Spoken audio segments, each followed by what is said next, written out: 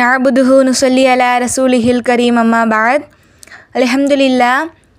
அளவற்ற அருளாளனும் நிகரில்லா அன்புடையோனுமாகிய அல்லாஹுவுக்கே புகழனைத்தும், இன்னும் கண்மணி நாயகம் ஸல்லல்லாஹு அலைஹி வஸல்லம் அவர்களின் மீதும் அவர்களை பின்பற்றிய உத்தம சத்திய சஹாபாக்கள், தாபியீன்கள், தபா தாபியீன்கள், நாதாக்கள், ஷுஹதாக்கள், இன்னும் நம் அனைவரின் மீதும் அல்லாஹுவின் சாந்தியும் சமாதானமும் என்றென்றும் குன்றாமல் நின்று நிலவட்டுமாக.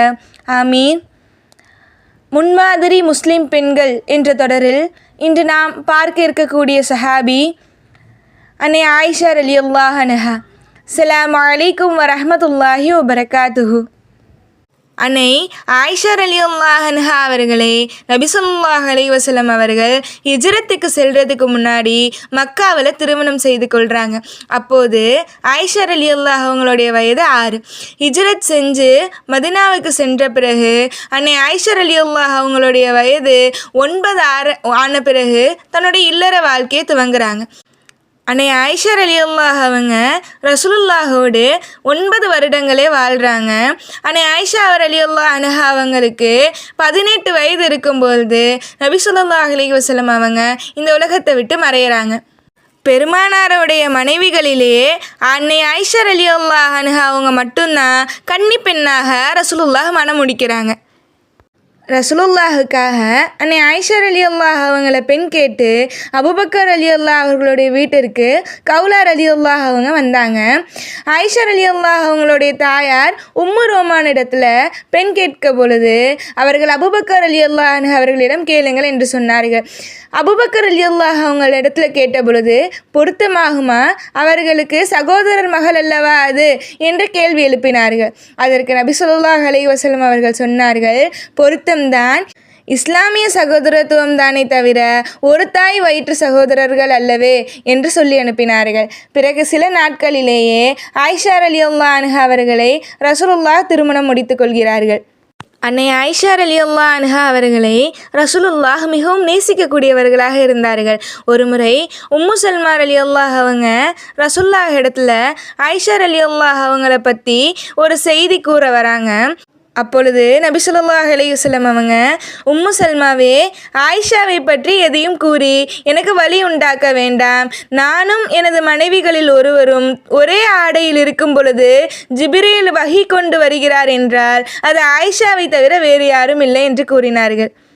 ஒரு முறை அன்னை ஆயிஷா ரலியல்லாஹு அவங்களுக்கு அப்துல்லாஹ் பின் ஜுபைர் ரலியல்லாஹு அன்ஹு அவங்க 2 பை நிறைய தங்க நாணயங்களை கொடுத்து அனுப்புகிறாங்க.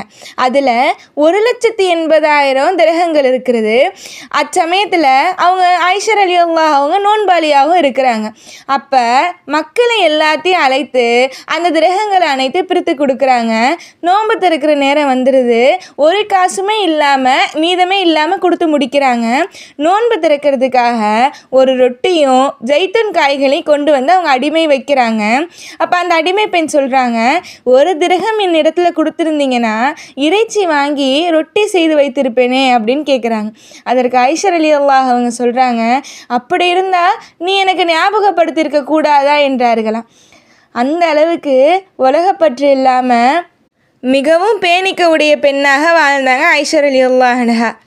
ரசூலுல்லாஹுடைய வஃபாத்துக்கு பிறகு கியாமத் நாள் வரைக்கும் நீண்டு வர இந்த உம்மத்தாருக்கு அதிகமான ஹதீஸ்களை அறிவித்த அபூ ஹுரைரா ரலியல்லாஹு அன்ஹு அவர்களுக்கு பிறகு 2210 ஹதீஸ்களை அறிவித்த பெருமை ஆயிஷா ரலியல்லாஹு அவர்களுக்கே சாரும்.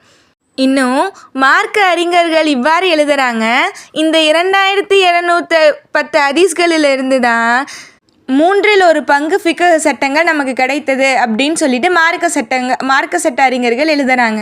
அன்னை ஆயிஷா ரலியல்லாஹு அவங்க ஒரு சிறந்த பேச்சாளர், ஒரு நல்ல சொற்பொழிவாளர்களாம்.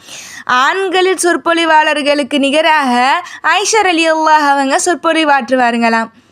நபி ஸல்லல்லாஹு அலைஹி வஸல்லம் அவர்களுடைய காலத்துக்கு பிறகு அபூபக்கர் ரலியல்லாஹு அவங்க, உமர் ரலியல்லாஹு அவர்களுடைய காலத்தில் கூட அரசவையில் எழுப்பப்படக்கூடிய எல்லா சட்டத்துக்கும் ஆயிஷா ரலியல்லாஹு அவங்க திரை செயலைக்கு பின்னிருந்து அவங்க ஒப்புதல் கொடுத்த பிறகுதான் அந்த சட்ட நாட்டுக்கு அமலாகுமா.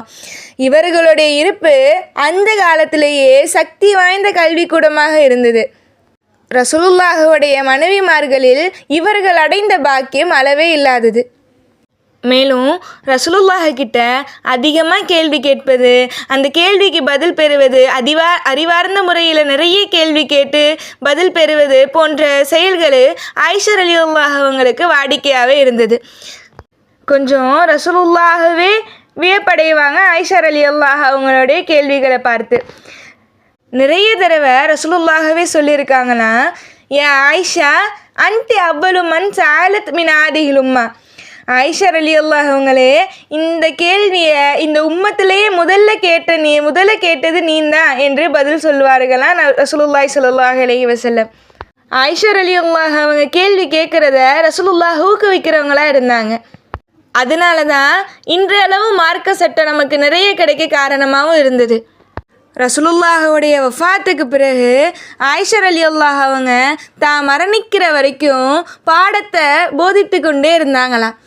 பல சஹாபாக்கள் ஆயிஷா ரலியல்லாஹு அவங்களிடத்துல மண்டியிட்டு பல ஹதீஸ்களை பெற்றிருக்காங்க.